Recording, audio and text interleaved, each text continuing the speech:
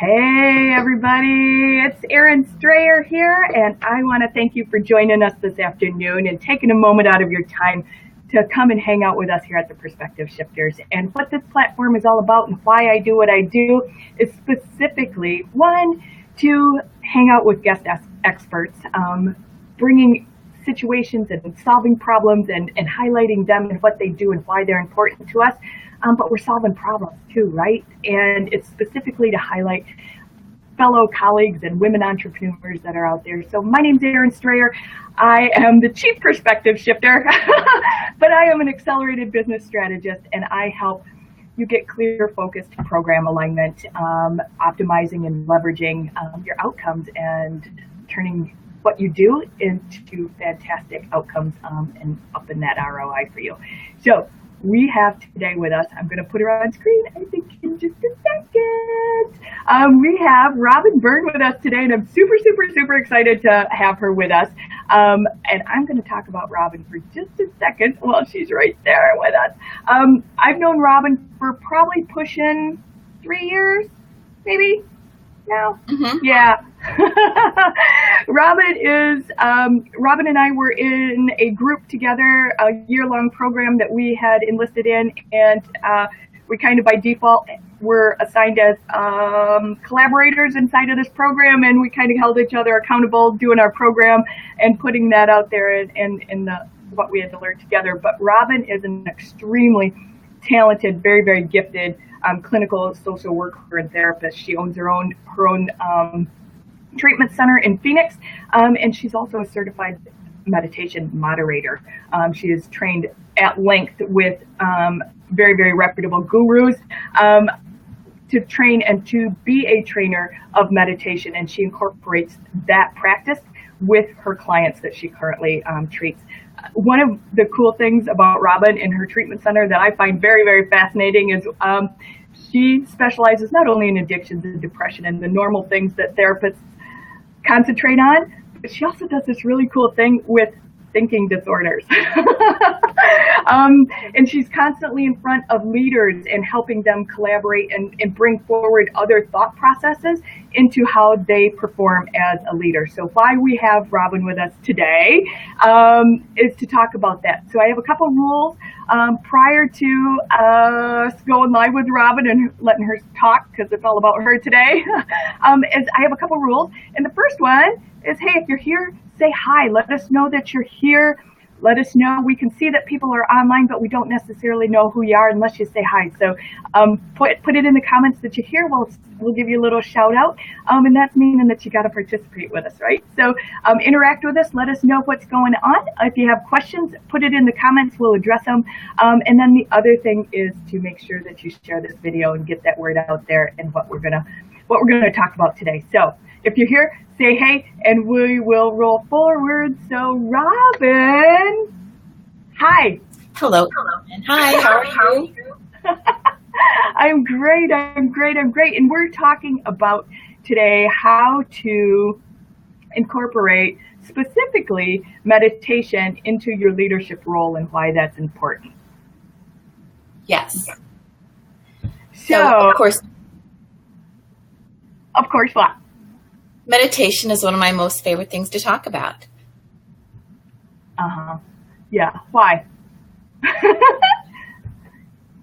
Because it has such a huge impact on our lives. If we can learn how to calm down our really busy heads, and I don't know about everybody, but I have a really busy head, and it's often challenging to get it to slow down enough to do the work that I actually needed to do. So meditation is one of those skills that we can learn to calm our brains down enough so that we can focus and pay attention to the work we need to do and accomplish the tasks we need to accomplish, whether it's business or personal.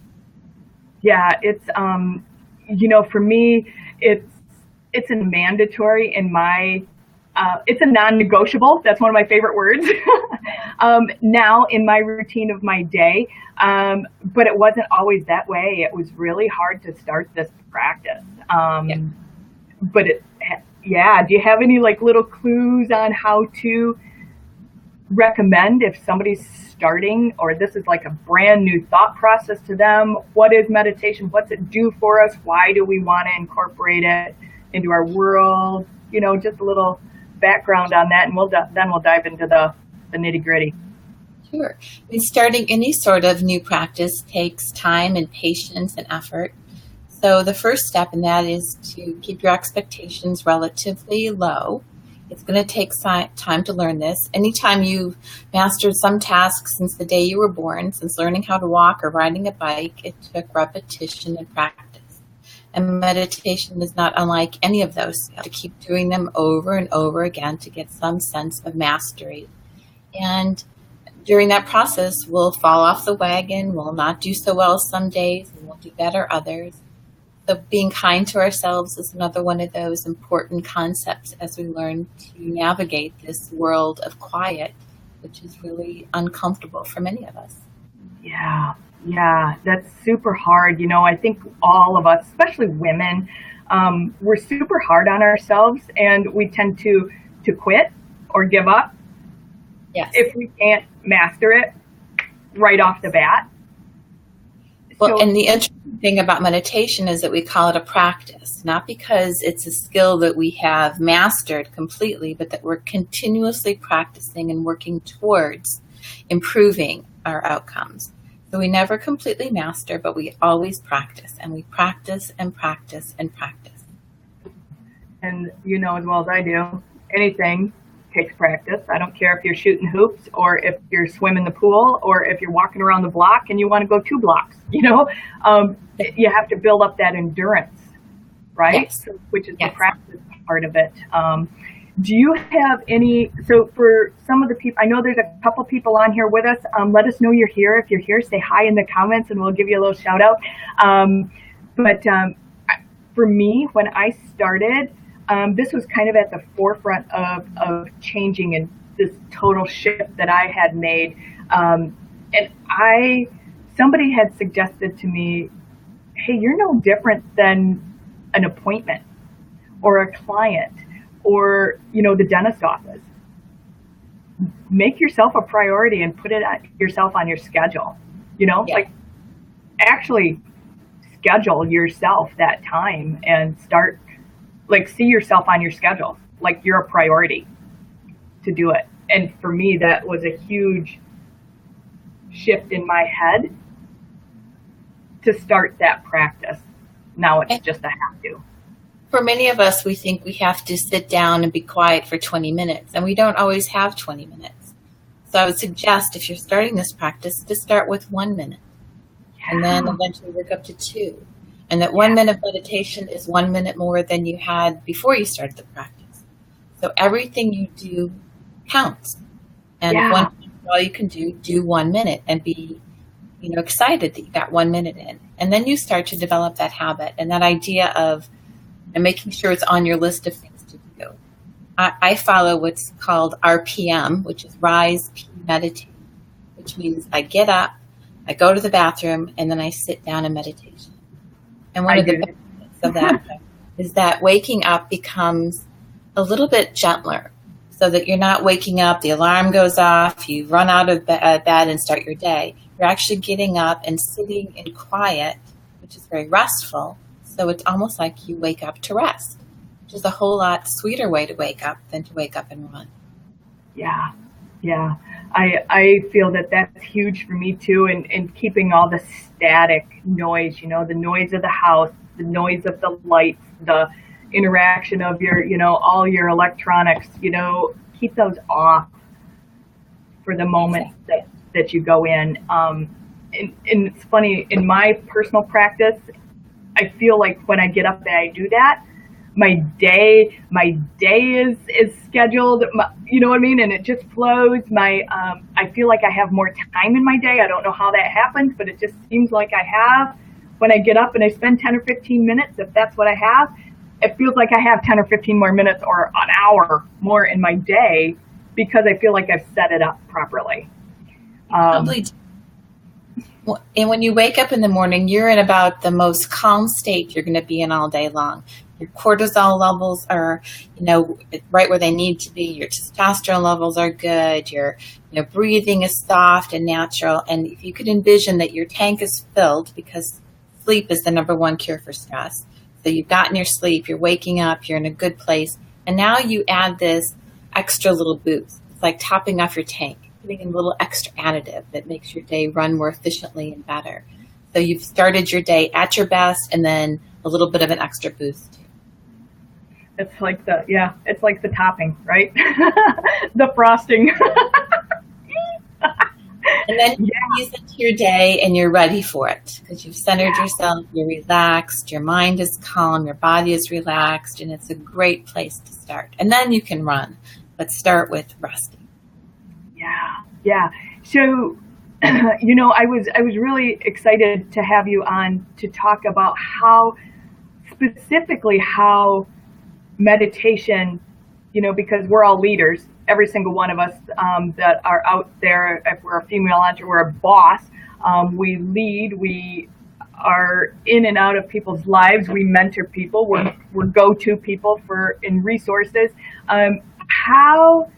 Let's kind of walk through how setting our day up with meditation is going to make us be a better manager, coach, leader, guru, resource person, whatever that leadership role is tagged.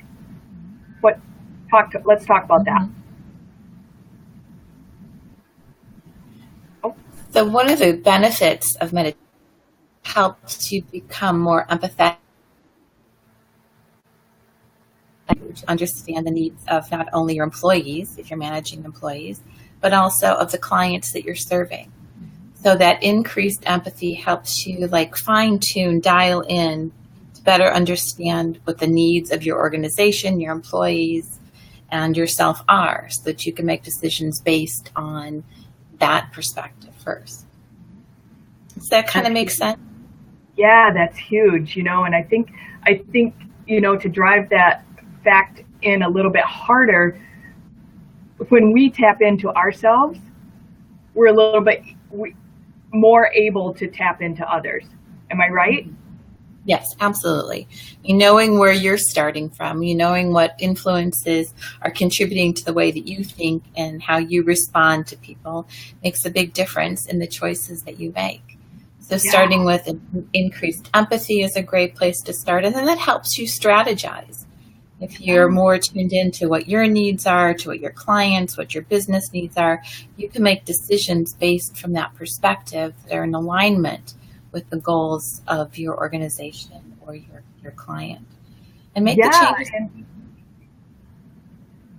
And I think that is a big point when you are able to not be reactive. Yes. Because you're set up in your strategies coming in. I think that's a huge that's a huge thing, because so often we find ourselves reacting instead of being the proactive or the strategy side of things. And if you can set yourself up a little bit better coming in, you can, and you become much more responsive to the world around you when you have a little bit more of an internal stability. And that internal stability creates that little gap between the action, what's going on in the environment, and then your reaction. And if you react quickly, you usually come from a place of fear, that place of, oh my God, I've got to do something. Let's do this thing. And it's usually like the opposite of what's going on. Where responsive action is more about, here's what's going on. Let me take a second to think about it. In the pool of possibilities, which might be the best path to take to get the outcome I want to take, instead of oh my God, it's what's the next best thing to do. Yeah. And that's so key, and it's super pivotal in so many people's roles that they play. It's your policies and procedures, right? How are you setting your company, your .com, your INC, you know what I mean?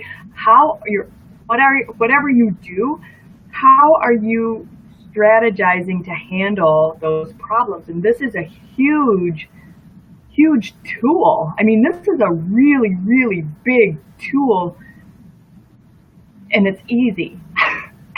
And it doesn't cost you any money. And it's all it is time and a little bit of effort. And in that, you learn how to be much more communicative of what your goals are, and that you can step back when what's going on doesn't align with your goals and take note of what you're feeling. You know, how's this hitting me? What's the effect I'm having? Am I scared? Am I nervous? Am I anxious? Am I excited? And make a decision based on not only understanding your emotions, but what's going on in the landscape around you. Yeah. We become better listeners too, right? if we can take that second. Yeah, most of us are so busy planning our next response that we have a hard time listening to what's being said to us. So meditation helps us rest in the communication just long enough to process and respond more authentically. Isn't that true? I mean, that's huge. Depending on, again, where you're at, our people that are listening to this and watching the replays and whatever, where you're at in your leadership role, how pivotal is it to be a better listener? You know what I mean? To then be able to choose your outcome for the best for your business. And that's huge, that listener part. And when you're listening too, you're more present. Yes. Right? Exactly. And being present makes all the difference in the decisions that we make. Again, it's back to that idea of being reactive or responsive. And the best leaders are responsive to the situations that they are in and not reactive to the situations that they're in. Reactivity generally gets you further away from your goal, and responsiveness gets you closer to your goals. Yeah. So, we start our day with a little bit of meditation to top off our tank, to refuel our energies, to make us better communicators, better listeners. And then as we go throughout the day, those skills, can stick with us.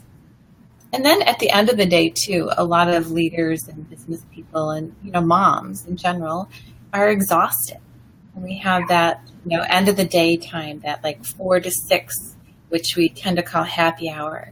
And it's a great time, instead of reaching for a beer or a glass of wine, to replenish your used up energy through meditation again. So a second meditation later in your day, your happy hour meditation, is also really, really great restorative practice for all of us. And then you have the energy to deal with the rest of your life, which goes on afterward. Yeah, because your day's not done. A wife, a mom, and a doer, a happy hour time. Yeah, you need that. It's like that nap in the middle of the day, like that little 20-minute nap, just totally rejuvenates you for the next leg of your day. Because we all know we're not done at 6 o'clock. No, not done. We're not done. We're not. So I guess the last piece of that is, even in your meditation practice and in your leadership work, remember to be kind to yourself. That we're our own biggest critics. And we're so hard on ourselves sometimes. And as a leader of an organization or a leader in whatever business you're doing, if the expectation or the mood you give off is being self-critical, that can become part of the culture of the work that you do. And we don't want that, because that doesn't really help anybody. So it sets unrealistic expectations and causes more stress. So being kind to yourself encourages others to be kind to themselves, and people who are kind to themselves are good employees and good clients, and it does change the pattern of how we interact with everyone around us. Yeah, and it's so evident too. And those of us that practice meditation, it's easily picked up when we meet new people, whether or not that's a practice of theirs. I mean, it's kind of like the unwritten handshake. Yep, I'm one of them. I'm in that group. Yeah. And it's really interesting how your energy changes, how you're, and it's on a neurological level, isn't it? When you take the time, like the benefits. I mean, you can Google the benefits, but it's like ridiculous, the benefits of meditation. You want to run down just a handful of them? Like, of course. I mean, from the physiological level, your whole nervous system calms down, you breathe easier, your heart relaxes, your blood pressure stabilizes, insulin levels relax, you sleep better, you communicate better, you have an ease about your day, your thinking slows down. There's just a myriad of physiological benefits. But the one I think about the most is that being the calmest person, which is what meditation helps us to do, stay internally calm. But being the calmest person in any situation you go into is a superpower. That if you are the calmest person in a meeting, in the room, in your family, you can make huge differences in the world around you. Just like anxiety, like an anxious person walking into the room, everybody feels it, and their tensions go up. The same thing happens if you can be the calmest person. You can bring the level down. You can make it so that everybody can think and work better together. That's a huge superpower too. Especially you never know what situations you're going to be in, and if you can be that constant person that diffuses that acceleration of a situation. Sister, your cape is, you're strapping on your cape and you got your knee socks on and you're looking good and and your superhero outfit there. Yeah, that's brilliant too, because so many times, you just don't even realize how many times you need to diffuse things during the course of your day. And it could be just passing in the hallway and somebody throws you a stack of work. Here, you need to do this. Right? Right. Or something that's been brewing for a while.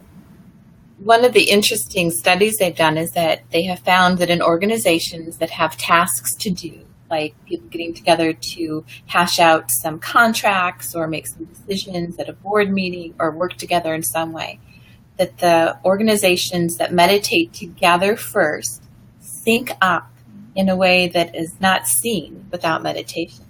So they kind of find a way physiologically, mentally, emotionally to work together in a much more productive way. And their productivity goes up, their disagreements between each other go down. That's a great, effective business skill. Wow. How amazing if every single healthcare provider did that with their office staff or their surgical suites or, right.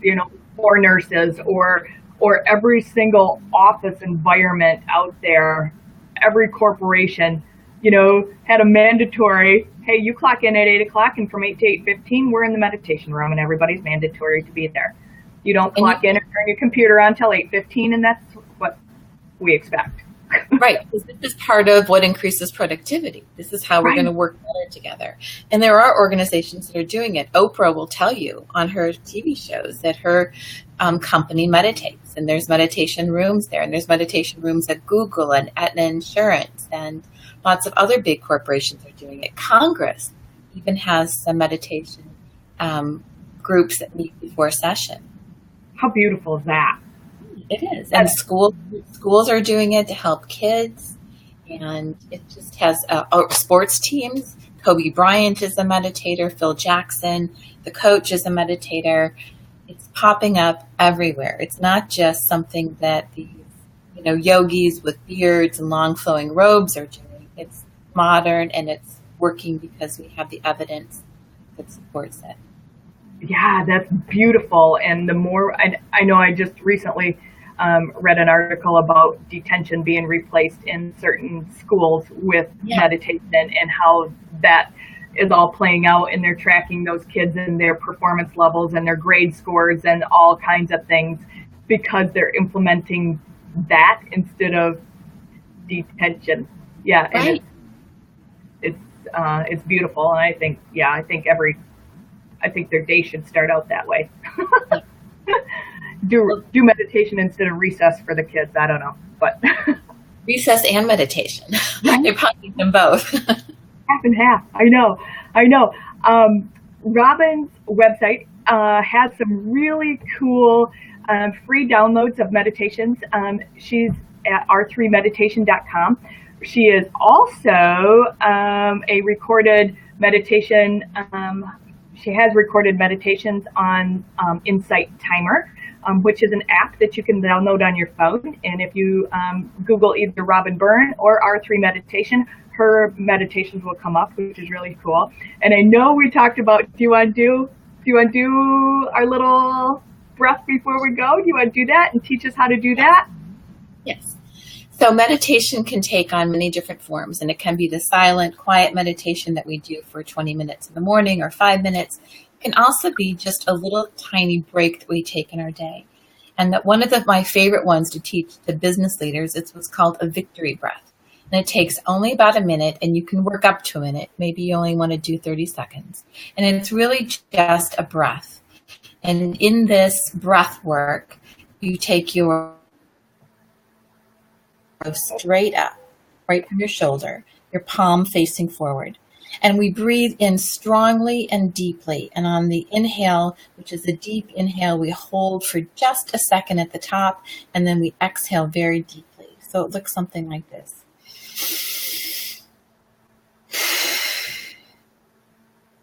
And it's very strong and very deep. And as we're inhaling, we repeat the word to ourselves, victory. And so just holding your hand up, your hand over your chest, inhale deeply, and exhale. And do that for about 1 minute, and then go about your day.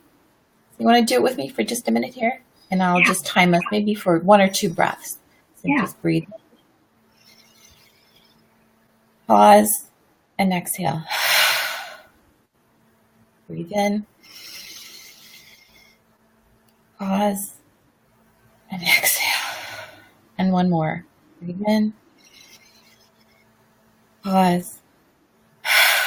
Exhale. And just that little movement of the breath brings energy into your body with that intention that we set for victory.